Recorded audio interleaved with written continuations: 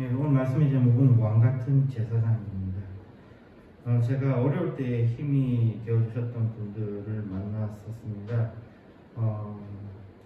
그때도 많이 느낀 거지만요, 진짜 우리의 선행이 단순하게 좀 그냥 일반적인 기독교인들처럼 기도 많이 하겠습니다 이런 것보다는 실제적으로 도움을 준다는 것, 이게 더 큰 거이지 않는가라는 그런 생각을 많이 하게 해주셨던 분들이고요. 또 실제적으로 어려울 때 정말 도움이 많이 돼서 항상 감사한 마음을 가지고 있었습니다. 그런 분들과 이렇게 모임하는 가운데에 여전히 한국 기독교에 대한 뜨거운 사랑을 가지고 계신 분들이어서 그런지 이 올바른 기독교에 대한 논의가 계속되어 왔습니다. 그러면서 그런 가운데 있어서 중요한 개념으로 그리스도인에 대해서 말할 때에 이 왕 같은 제사장, 이거에 대한 이야기를 하셨습니다. 그리고 심지어는 유튜브 채널을 한번 개설해 보는데, 이 유튜브 채널 개설하면서 중심이 되는 교회 이름을 왕 같은 제사장 교회가 어떠냐, 이런 이야기도 했었고 하면서 상당히 좋은 시간을 가졌습니다. 그런 가운데 이 왕 같은 제사장에 관한 이야기를 하면서 한번 이런 생각을 해봤습니다. 우리가 이 왕에 관한 이야기를 할 때 왕은 실제적으로 우리에게 있어서는 이제 우리 같은 정치체를 가진 나라는 대통령이 이 왕에 해당하는 역할을 할 겁니다. 주로 하는 일은 행정에 관한 일을 할 겁니다. 그리고 여기에 대해서 또 옆에서 도와주는 사람으로서 제사장이 나오는데, 이 제사장은 사법에 관한 문제를 할 거고요. 자, 그렇게 되면 우리는 소위 말해 사법 분립의 나라니까요. 입법, 사법, 행정이 있는데, 그러면 입법은 누가 하느냐 이겁니다. 법을 누가 만드느냐. 근데 기독교에서는 법에 관한 이야기는 더 논의할 필요가 없는 것이, 우리에게는 입법자가 계시잖아요. 입법자가 누구십니까? 하나님이시잖아요. 하나님께서 우리에게 이미 규범을 주셨습니다. 모세를 통해서 규범을 받았고, 규범에서 크게 벗어나지가 않습니다. 그렇기 때문에 입법, 사법, 행정에 있어서 이 입법은 하나님께서 하셨고, 그리고 행정에 관한 일은 왕이, 그리고 사법에 관한 일은 제사장이, 이렇게 되어지는 것으로 볼 수 있을 겁니다. 물론 여기에 대해서는 또 여러 가지 히스토리를 또 살펴보면 여러 가지 안타까운 일들이 있고, 또 우리가 많이 생각해 봐야 될 부분들이 있지만, 일단 이렇게 나누어서 한번 생각을 해봅시다. 그렇게 함으로써 우리들의 이런 논의 속에서는요, 우리가 왕 같은 제사장, 즉 왕의 힘을 가지고 뭔가를 할 수 있다라는 논의로 이렇게 많이 기울어져 있었는데요. 여기에 대해서 좀 다른 생각을 한번 제시해 보려고 하는 것입니다.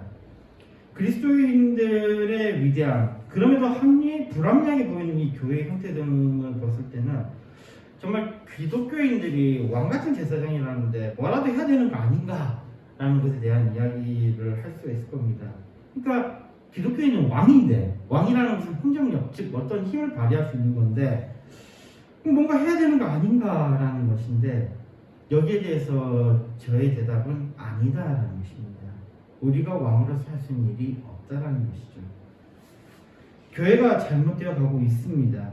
그리고 이 악한 시대에 우리 기독교인들이 정말로 할 일은 없는 것이니까, 결론을 미리 말하자면요, 상당히 실망스러울 것입니다. 우리가 할 수 있는 일은 없습니다. 그러나 또한 우리가 이 속에서 기대할 수 있는 것이 있습니다. 왜냐하면 그리스도인은 왕이 아니기 때문에 스스로 할 수 있는 일은 없기 때문입니다만은, 그러나 제사장으로 주님께 직접적으로 간구할 수 있기에 왕 대신 주님과 함께 모든 것을 우리가 해 나갈 수 있다는 것입니다. 오늘 말씀을 통해서 왕 같은 제사장인 그리스도인들에 대해서 생각하는 시간을 가졌으면 좋겠습니다. 오늘 본문 말씀은 베드로전서에 있는 말씀입니다. 이렇게 다루게 되는 이 말씀 베드로전서는요, 우리가 알고 있는 베드로는 어떤 사람입니까? 예수님의 제자인 베드로. 그리고 이 베드로에 관해서 우리가 알고 있기는, 베드로는 쓰던 언어가 아람어입니다. 근데 우리가 지금 전해받고 있는 이 베드로 전서는 헬라어로 쓰여 있습니다. 이게 어떤 거냐면요, 베드로가 헬라어를 알 정도로 그 정도로 학식이 있는 사람이라 그런다면 여기에 대해서 우리가 별 신경을 안 쓸 수 있습니다. 만약에 바울이 헬라어를 썼다라는 것에 대해서 우리는 거기에 대해서 크게 신경 쓰지 않습니다. 바울도 역시 유대인이잖아요. 바울도 유대인이고 바울도 분명히 히브리어를 비롯해서 또는 아람어라든지 그 당시 쓰던 말들, 심지어는 바울이 로마 시민이니까 바울은 그러면 라틴어도 썼다는 이야기인데요. 그러면서도 바울이 그 당시에 가장 품격 있던 언어였던 헬라어로 말씀을 기록한 것에 대해서는 크게 우리가 이상하게 생각하지는 않을 겁니다. 그런데 헬라어를 모르는 베드로가 베드로전서를 헬라어로 기록했다라는 것은 상당히 이상해 보입니다. 전 여기에 대해서 계속해서 의문을 품어왔었습니다. 계속 의문을 품어왔고, 과연 왜 베드로전서가 헬라어로 쓰였을까? 어떻게 헬라어로 쓰였을까? 가짜는 아닐까? 이런 생각을 계속 품어왔었습니다. 너무나도 유창한 헬라어로 쓰인 것을 보면요, 여기에 대해서도 사도행전 4장 13절에 베드로에 대해서 표현할 때 이렇게 표현이 나왔습니다. 학문이 없는 범인, 즉 그냥 배우지 못한 일반 사람이다 라고 표현해 놨습니다. 그러니까 이 사람은 어떤 학자도 아니니까 학자들이 쓸만한 언어에 대해서는 전혀 모를 것이다 라는 이야기고요. 그 다음에 베드로 전서를 보면은 이 구조가 바울의 저작이랑 너무 비슷해요. 바울의 저작과 너무 비슷하니까 이것도 그렇고, 그 다음에 베드로 전서에 첫 번째 나타나는 것들 보면은 이 박해에 관한 언급들이 있습니다. 이 박해에 관한 언급들을 보는데 이 박해가 너무 조직적인 거예요. 실제적으로 베드로가 살던 시대에 이런 조직적인 박해는 없었습니다. 후기에 있었을 거라는 거죠. 그리고 진짜 베드로가 썼다 그러면 베드로는 그래도 하나 확실하게 자기가 의존할 수 있는 게 있잖아요. 자기는 예수님과 함께다. 예수님에 관한 이야기를 분명히 많이 했을 거란 말이에요. 근데 베드로전서에는 예수님에 관한 이야기가, 예수님의 생애에 관한 이야기가 너무 없어요. 그러니까 여기에 대해서 학자들의 이야기는요, 이것은 베드로가 쓴 것이 아닐 수도 있을 것이다. 그리고 그 시대는 실제적으로 조직적인 박해가 일어났던 도미티안 황제, 그러니까 이게 AD 92년부터 96년 정도, 아니면 트라이안 황제 때 AD 98년에서 117년도에 있었던 그때의 저작이 된 것이 아닌가라는 추측입니다. 그러나 우리는 그러니까 우리 지금 이 합동 쪽에서는 그렇게 받아들이지는 않습니다. 일단은 우리는 이렇게 봅니다. 베드로전서 1장 1절에서 2절 보면요, 예수 그리스도의 사도 베드로는 본도, 갈라디아, 갑바도기아, 아시아와 비두니아에 흩어진 나그네, 곧 하나님 아버지 미리 하심을 따라 성령의 거룩하게 하심으로 순종함과 예수 그리스도의 피 뿌림을 얻기 위하여 택하심을 입은 자들에게 편지하노니 은혜와 평강이 너희에게 더욱 많을지어다. 여기 보면은 예수 그리스도의 사도 베드로라고 되어 있습니다. 우리 입장은 그거예요. 예수 그리스도의 사도 베드로라고 분명히 썼으니까 이것이 아니다라고 이야기한 순간에는 뭐가 되냐면 이 말씀이 성경으로서의 가치가 없어진다는 거예요. 우리가 거짓말하는 것을 굳이 받아들일 이유가 없잖아요. 여기에 베드로가 썼다고 하니까 우리는 베드로가 썼다고 그냥 받아들이자는 겁니다. 여기에 명확하게 나타납니다. 제자는 베드로라는 겁니다. 베드로전서예요. 그 다음에 이 대상은 누구냐? 이 편지를 받아본 대상은 누구냐 했더니 본도, 그 다음에 갈라디아, 갑바도기아, 아시아와 비두니아에 흩어진 유대인들. 여기가 지금 소위 말하는 소아시아라고 우리가 이야기하는 거죠. 에이시아 마이너리라고 하는 거 소아시아. 지금 이 소아시아 지역이 어디냐면요, 지금 터키입니다. 터키가 이 소아시아 지역이에요. 이 지역에 있는, 그 다음에 흩어진 나그네로 되어 있는데 이 나그네, 그러면 베드로가 썼다 그러면 그들이 주 타겟이 되는 것은 나그네, 즉 누구냐면 유대인들인데요. 근데 이 소아시아 쪽에는 쓰는 언어가 헬라어예요. 소아시아 쪽에 쓰는 언어는 헬라어입니다. 그러니까 그 당시에 이게 재밌는 것은요, 로마는 라틴어를 쓰고 있는데 라틴어를 쓰고 있는 이 로마는 그리스를 굉장히 숭배하는 곳이었어요. 그러니까 우리는 요즘 그냥 우리 치면 우리가 한국에서 한글 쓰잖아요. 한국을 쓰지만 우리는 영어를 숭배하는 것처럼 하잖아요. 그런 느낌이에요. 로마인들은 로마, 즉 라틴어를 쓰는데 로마를 바라보고 있어요. 그 다음에 그쪽에 그리스 지역 쪽에는 헬라어를 쓰고 있습니다. 헬라어를 쓰고 있고 그 밑으로 내려가서 그 베드로가 살던 그쪽 지역이나 이쪽 지역은 아람어를 쓰고 있어요. 그러니까 동시에 이 언어들이 동시에 쓰여지고 있었던 때였던 겁니다. 근데 이 베드로전서 지금 쓰고 있는 그 타겟은 누구냐면요, 아시아, 즉 지금 터키 지역에 있는 사람들에게 이것을 쓰는 것인데, 이런 거예요. 우리나라 사람들도 지금 미국에 많이 가 있잖아요. 우리나라 사람도 미국에 많이 가 있는데 이민 1세대들이야 뭘 어떻겠습니까? 그냥 한국말 쓰는 사람도 꽤 많아요. 그런데 재밌는 것은 이민 2세대, 3세대 가니까 한국말 모르는 사람들이 대다수죠. 그럼 그 사람들을 위해서는 어떻게 되는 거예요? 여기 이렇게 흩어져 있는 사람들, 우리는 그 다른 말로 디아스포라라고 그러잖아요. 이 디아스포라들에게 이 말 쓰려고 그러면 반드시 헬라어로 써야 될 것 같아 보입니다. 그러면 이 성경은 베드로가 지금 자기는 아람어를 쓰는 입장인데 이 입장에서 헬라어를 지금 써야 되는 지금 상황이 놓인 거예요.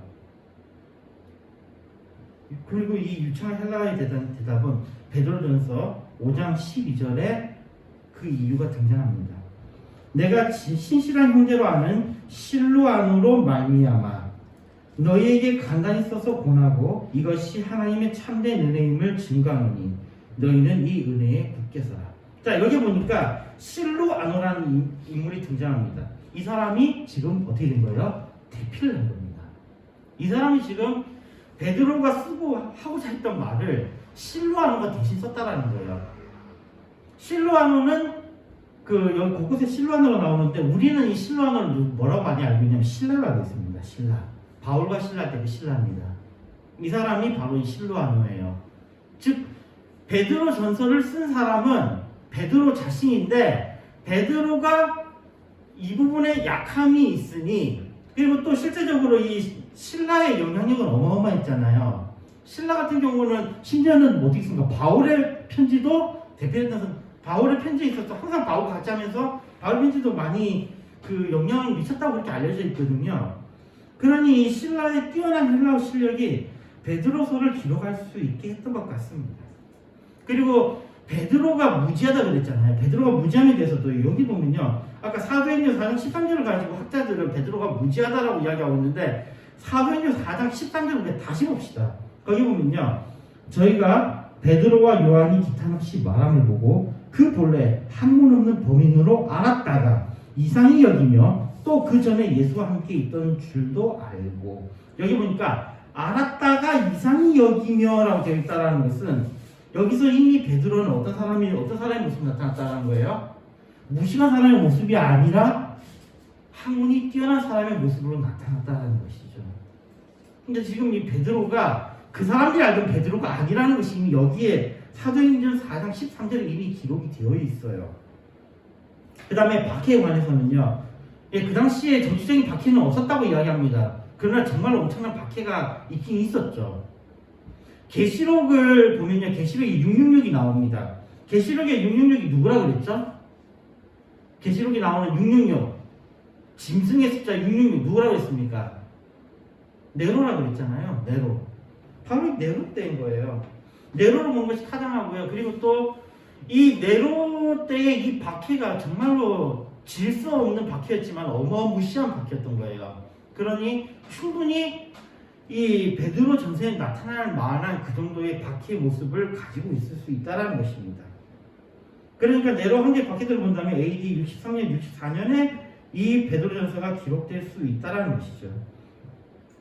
베드로 전서의 저자가 베드로이면요, 그러면 베드로는 그 대상을 누구로 하고 있다는 거죠? 히브리인들로 하고 있다는 겁니다. 이 히브리인들로 하고 있다는 것은 굉장히 중요한 역할을 하는 게요, 바로 히브리인들이라면 그들은 그들의 구약을 공유하고 있을 거라는 이야기죠. 그러면 베드로가 쓸 수 있는 언어들은 뭐에 근거해서 쓸 수 있다는 이야기예요? 구약 성경을 기반으로 해서 쓸 수 있다는 이야기입니다. 여기 지금 바울의 서신과 베드로의 서신의 차이점이 발생하게 되는 거예요. 물론 바울도 히브리인들에게 썼던 히브리서에 보면은 히브리인들이 알만한 내용을 쓰는 거예요. 그 중에 등장했던 단어가 바로 이겁니다. 왕과 제사장이라는 단어예요. 지금 이렇게 장황하게 이야기했던 것은 이 왕 같은 제사장이라는 이 단어가 왜 여기에 나왔느냐에 관한 이야기인 겁니다. 히브리인들이 그들이 공유하고 있던 거죠. 자, 그러면 왕 같은 제사장에 관한 이야기로 갈 때에 당장에 이 사람들이 떠올릴 수 있는 것이 무엇인지 아십니까? 그게 바로 메시아라는 단어예요. 메시아, 다른 말로는 그리스도라는 단어입니다. 지금도 그 재미있는 현상이 있죠. 지금 그 이스라엘에 지금 전쟁이 일어나서 하마스와의 전쟁이 일어나서 지금 이렇게 부딪히고 있는 상황인데요. 우리는 생각하기에 그 정말로 유대교인들, 유대교 학자들은 하마스 편에 설 것 같아요. 이스라엘 편에 설 것 같아요. 물론 이스라엘 편에 서겠지만 그들은 이 전쟁에 대해서 반대하는 입장이 있다는 게 놀라운 일이죠. 정통 유대인 학자들, 율법학자들이요. 왜냐면요, 이들의 이야기가 정말 재밌어요. 이 이스라엘 세운 사람들은 시오니즘 주의자들이거든요. 시오니즘 주의자들은 세속주의자예요. 세속주의자. 즉 하나님을 믿는 신실한 사람들이 아니라 세속주의자. 말 그대로 세상에 나가 있는 사람이라 그러고, 정말 하나님 믿는 신실한 자들은 어떻게 보느냐? 왜 우리가 와서 이렇게 할 필요가 있느냐? 곧 메시아가 오셔서 우리를 구원하실 건데 왜 지금 이렇게 하느냐라는 입장인 거예요. 그래서 지금 하마스와의 전쟁을 반대하고 있다고 그래요. 그러니 그 유대인들, 특히 율법을 아는 자들에게 있어서의 메시아라는 단어, 그리스도라는 이 단어는 정말로 중요한 핵심이거든요. 바로 이 핵심의 단어를 바로 베드로가 건드리고 있다는 것입니다.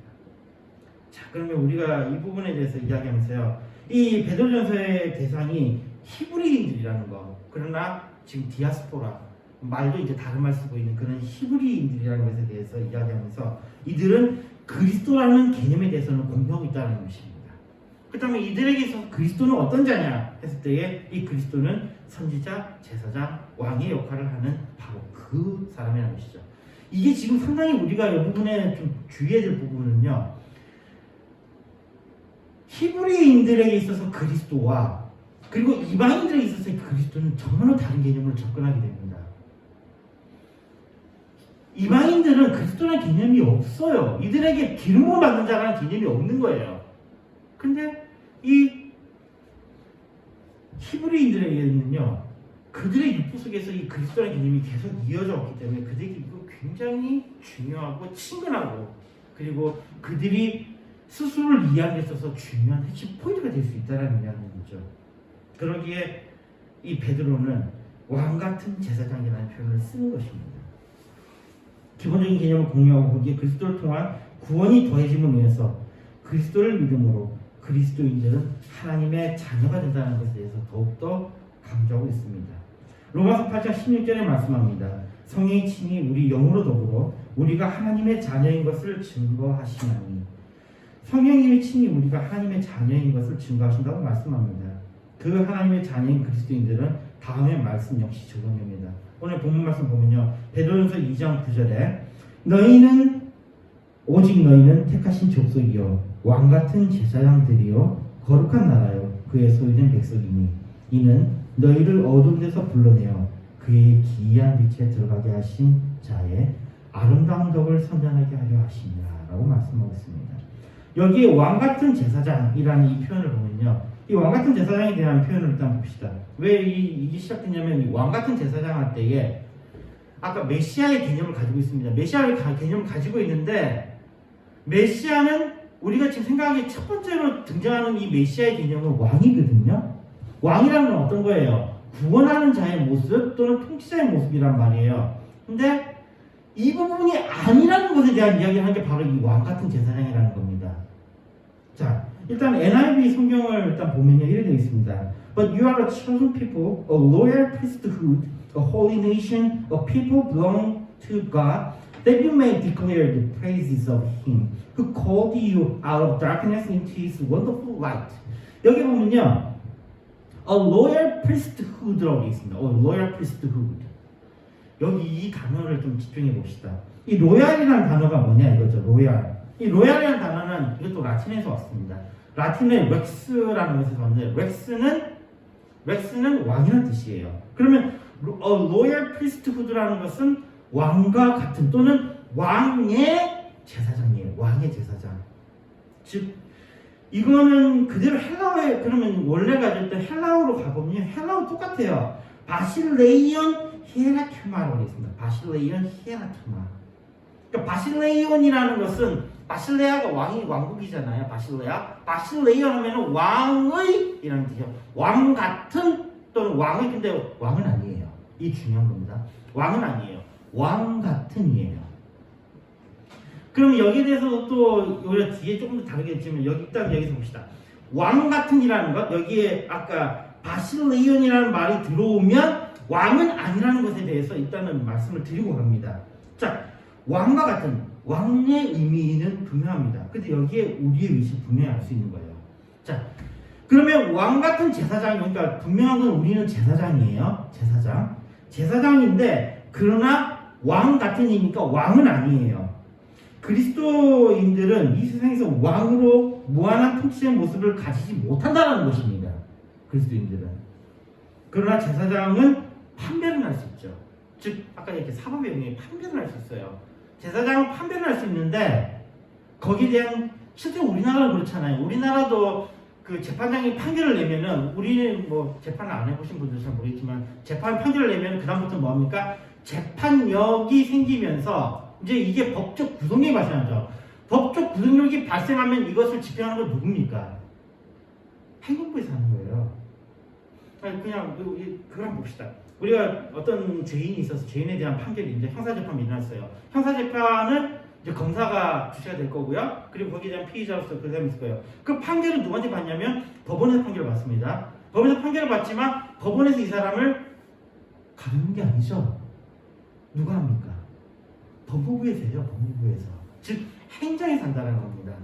그 힘을 가지는 것은 행정 쪽에 있어요. 즉 어떤 것을 이룰 수 있는 것은 왕이 가지고 있는 것이지 재산이 가지고 있는 게 아니란 이야기예요. 그러니까 그리스도인들은 왕으로서의 통치자의 모습, 왕으로서의 어떤 힘을 가지지 못한다는 거죠. 그러나 그리스도인은 판별할 수 있다는 거예요. 그리고 제사장이 하는 게 뭐예요? 이렇게 판결하니 여기에 대해서 조치를 취해달라고 행정부에 넘기잖아요. 그때 행정부는 그 판결에 따라서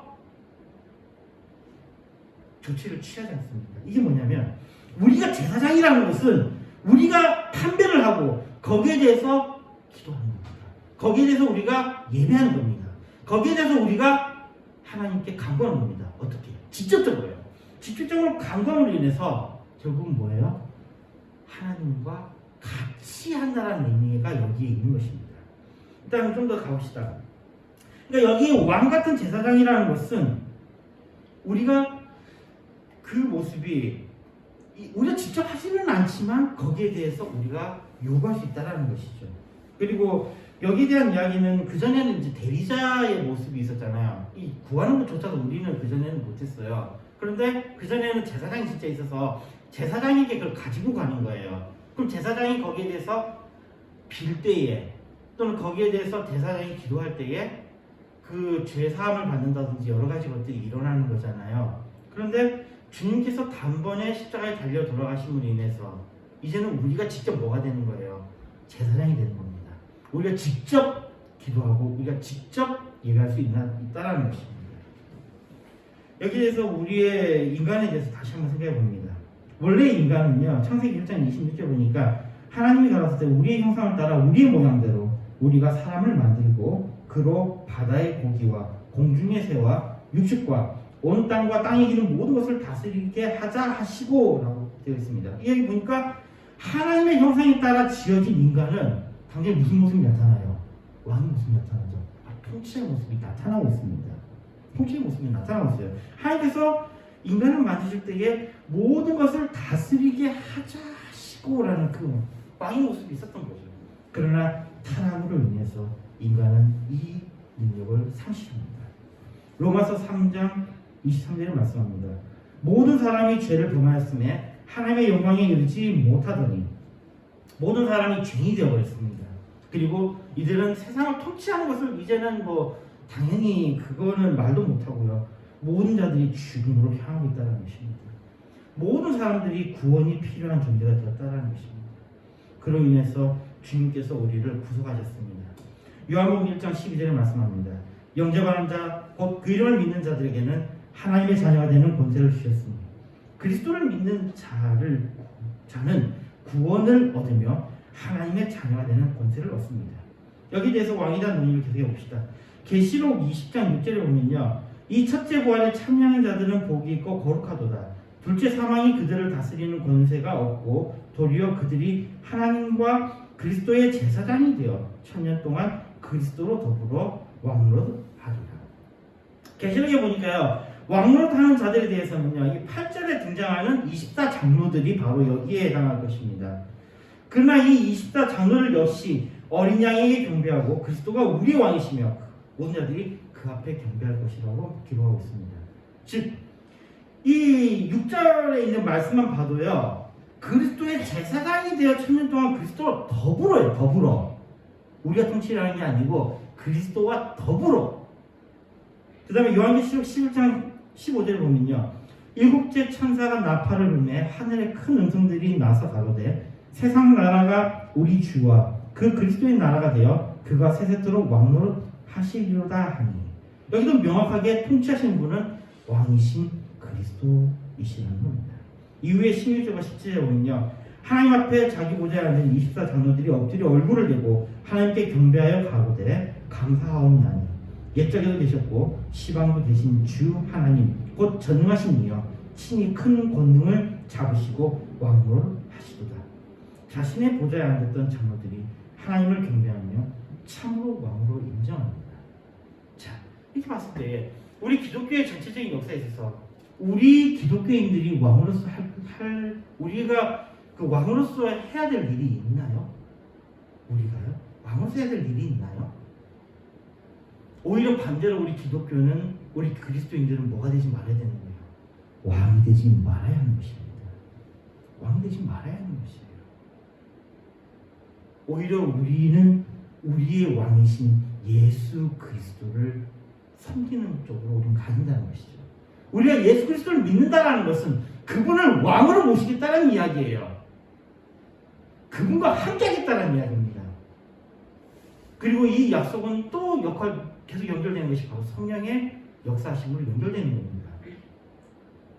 우리가 왕이신 예수 그리스도를 받아들일 때에 성령님이 우리와 함께하심으로 인해 우리로 하여금 행할 수 있게 하시는 겁니다. 우리가 하는 것이 아니라 우리 안에 있는 그 영이 하시는 거라는 겁니다. 자, 이렇게 됐을 때예요, 우리 다시 한번 봅시다. 우리는 그리스도를 통한 구속의 은혜를 입은 자이며 왕의 제사장으로 예배하는 자입니다. 에베소서 1장 7절에 말씀합니다. 우리가 그리스도 안에서 그의 은혜의 풍성함을 따라 그의 피로 말미암아 구속 곧 죄사함을 받았습니다. 그 결과 로마서 6장 14절 보면요, 죄가 너희를 주관치지 못하리니 이는 너희가 법 아래 있지 아니하고 은혜 아래 있음이니라. 은혜 아래 있음으로 인해서 더 이상 죄가 우리를 통치하지 못합니다. 이 점에서 우리의 신분의 변화와 우리의 통치가 바뀌는 것입니다. 히브리서 7장 1절에 말씀합니다. 이 멜기세덱은 살렘 왕이요 지극히 높으신 하나님의 제사장이라. 여러 임금을 쳐서 죽이고 돌아오는 아브라함 만나 복을 빈 자라. 여기 보면 이 멜기세덱이 등장하는데, 이 멜기세덱은 왕과 제사장의 일을 겸하고 있죠. 여기를 봤을 때 이 멜기세덱은 바로 그 모습을 그리스도의 그 사인으로 보고 있는데요. 그러니까 이 예수님은 오히려 왕과 제사장의 그 직을 경직하는 것, 그리고 우리가 알고 있듯이 왕과 제사장과 선지자의 이 직분을 경직하고 있는 것이 바로 예수 그리스도라는 것입니다. 그러면서 우리에게는 왕같은 제사장이라고 말씀합니다. 자, 이 왕같은 제사장이라는 말 속에서요, 우리는 이제는 왕에 소속된 거예요. 왕에 소속된 거. 이로 인해서 왕같은이라는 것, 아까 바실레이온이라는 이 말이 딱 바실레이아라는 이 말이 딱 붙음으로 인해서 우리가 죄로부터 구별이 된다는 이야기입니다. 요한계시록 20장 6절에 말씀합니다. 이 첫째 부활에 참여하는 자들은 복이 있고 거룩하도다.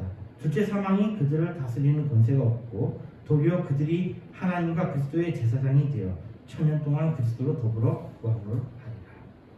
다스리시는 분은 예수 그리스도이시며 그리스도와 함께 다스리게 됩니다. 즉 그리스도와 함께 하지 않으면 반대로 우리는 아무것도 아니라는 것입니다. 요한계시록 22장 5절에 말씀합니다. 다시 밤이 없겠고 등불과 햇빛이 쓸데없으니 이는 주 하나님이 저희에게 비추심이라. 저희가 세세토록 왕노릇 하리라. 빛, 주님이 함께 하실 때 우리가 그때서야 세세토록 왕노릇 한다는 것입니다. 왕같은 제사장, 여기에 우리의 위치가 있는 듯합니다. 우리의 행동 방향은 말씀으로 기반을 합니다. 우리가 얼마나 존귀한 자인지 성경은 말씀하고 있습니다. 또 한편으로는 우리가 얼마나 추악하고 더러운지에 대해서도 성경은 말씀하고 있습니다.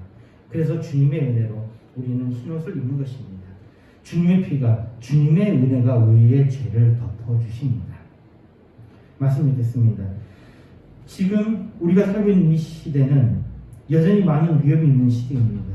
식량의 부족으로 지금도 많은 사람들이 기아로 고통당하고 있고, 많은 사람들이 인간이 이길 수 없는 질병으로 죽어가고 있으며, 그 와중에서도 서로의 다른 생각으로 서로 미워하며 나라와 나라, 심지어는 개인과 개인에 이르기까지 전쟁과 싸움이 끊이지 않고 있습니다. 이러한 가운데 많은 그리스도인들 역시 그 고난 가운데 살고 있습니다.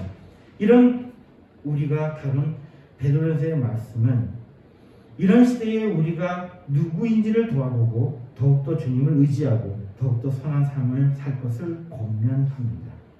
특히 그 가운데 우리에 대해서 왕같은 제사장이라고 표현한 부분을 중심으로 말씀을 상고해 보았습니다.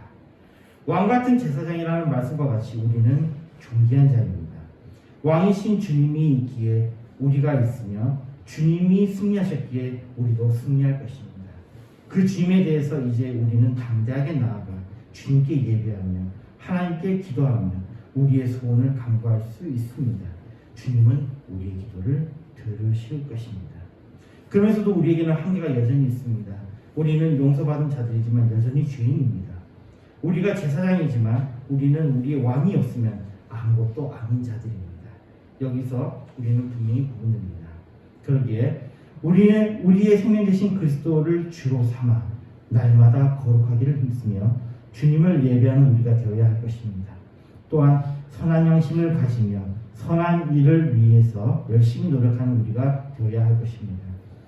세상이 악하고 심지어 교회조차 잘못되어가고 있는 듯이 보이는 이 악한 시대에 우리가 할 수 있는 일은 사실상 없습니다. 왜냐하면 우리는 왕이 아니기 때문입니다. 우리는 제사장일 뿐이기 때문입니다. 그래서 어쩌면 아무것도 할 수 없는 그리스도인들 자신에 대해서 실망할 것입니다. 그러나 이것은 뒤집으면 우리의 왕이신 예수 그리스도를 붙잡는다면 주님이 우리와 함께 하시면 모든 것을 우리는 능히 이길 것입니다. 주님이 함께 하시면 우리는 승리할 것입니다. 여기에 우리의 기대와 소망이 있는 것입니다. 우리의 할 일은 바로 우리의 생명 되신 그리스도를 주로 고백하고 주님을 의지하는 것, 바로 이것입니다. 주님께 예배하며 주님을 찬양하며 주님께 기도하며 주님을 신뢰하기에 주님께서 명하신 선한 일들을 행하는 우리가 되기를 소망합니다. 주님과 함께 동행하며 승리하는 우리가 되기를 바랍니다. 갈라디아서 2장 20절에 말씀합니다. 내가 그리스도와 함께 십자가에 못 박혔느니 그런즉 이제는 내가 산 것이 아니요 오직 내 안에 그리스도께서 사신 것이라. 이제 내가 육체 가운데 사는 것은 나를 사랑하사 나를 위하여 자기 몸을 버리신 하나님의 아들을 믿는 믿음 안에서 사는 것입니다. 아멘. 기도하겠습니다. 하나님 아버지 감사합니다. 우리가 왕같은 제사장이 있는 다시 한번 생각해 봅니다. 이 땅에서 주님을 더욱더 의지하며 주님께 담대히 나가며 주님께 구하며 이 세상을 살아가면서 주님의 주신 복의 복을 받는 죄를 되게 해 주셔서 예수님 믿습니다. 아멘. 찬송가 408장 부르시면서 준비하신 헌금 하시겠습니다.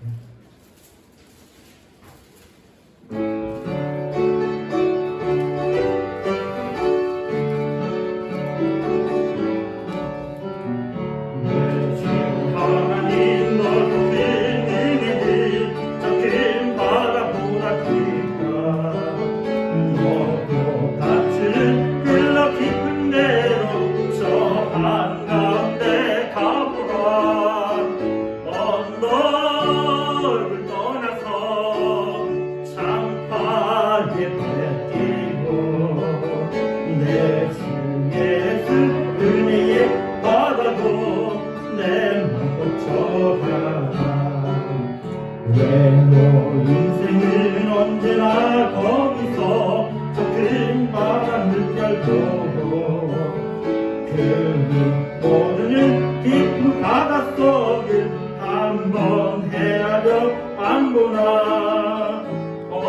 언덕을 떠나서 장파에 배 띄고 내 주 예수 은혜의 바다로 내 맘껏 쳐가 하늘 사랑이 얕은 물가에서 저 큰 바다 가려다가 찰싹거리는 작은 파도 보고 마음이 졸여서 못 가네. 언덕을 떠나서 장파에 배 띄고 내 주 예수 은혜의 바다로 내 맘껏 쳐가 자고 가거라 이제 곧 가거라 저 큰 은혜 바다 향해 자고 내로를 저 깊은 데로 가라 망망한 바다로 언덕을 떠나서 장파에 배 띄고 내 주 예수 은혜의 바다로 내 맘껏 쳐가. 무슨 분 들으셨습니까?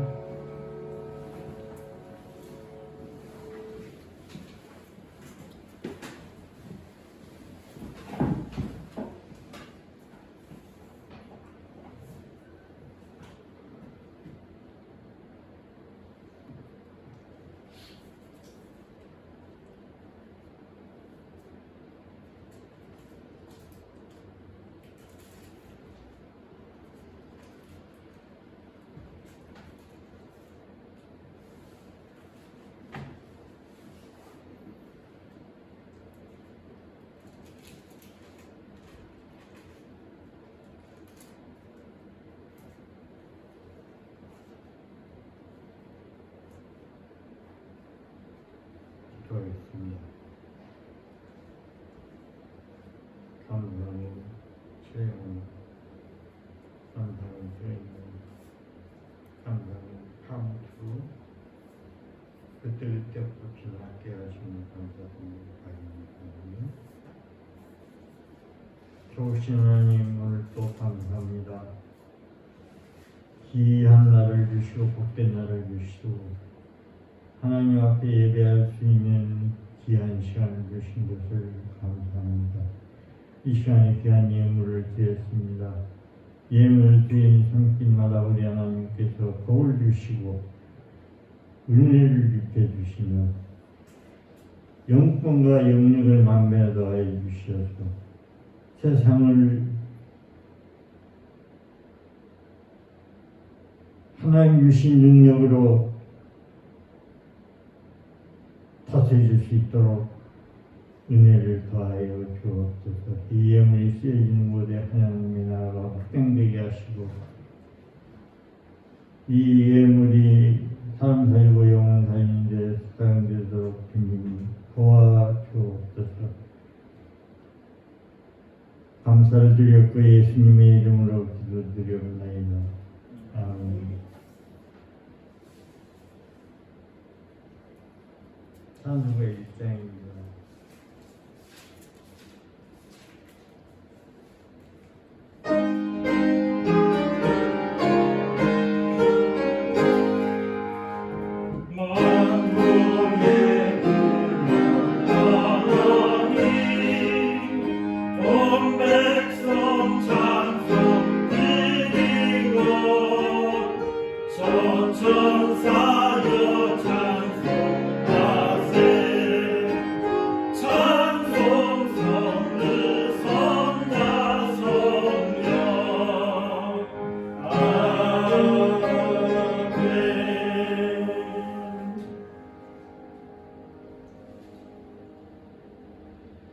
기도하겠습니다. 우리 구주 예수 그리스도의 은혜와 그 크신 하나님의 사랑과 성령님의 통하심이 오늘 예배드린 모양께 사랑하는 성도들 우리 위와 가정 위와 하는 일 위에 전 세계 예수 믿고 구원받은 자들이 예배드린 자들 머리회와 가정회와 하는 일을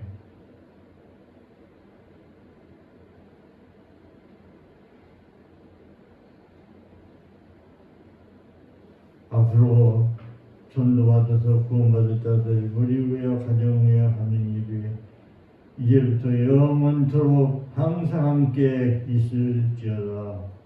아멘.